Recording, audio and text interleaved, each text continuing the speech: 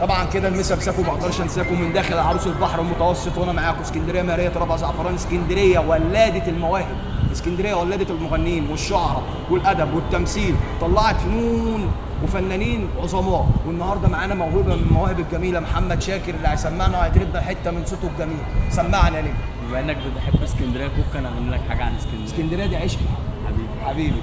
بنت واخده العشق كيف، فصل الخريف كل الورق دبلان حزين الا ورقها لسه ثابت عالرموش،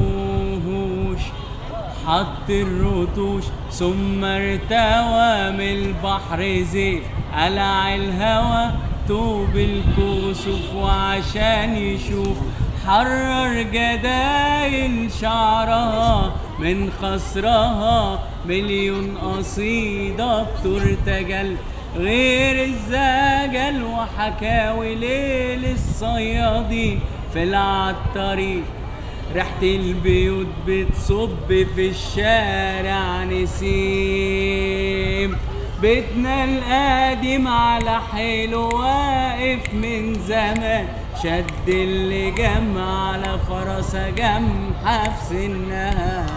اسكندرية يا صاحبي معروف انها ادمان في دمك، يسكنك فيطمنك ان المراكب شايله خير، وانك اسير من غير ما حاجه تأيدك، وان كنت عايز ضحكه خالصه تسعدك، صدقني يعني مفيش بديل، صدقني يعني مفيش بديل، اسكندرية قادرة جدا تسعدك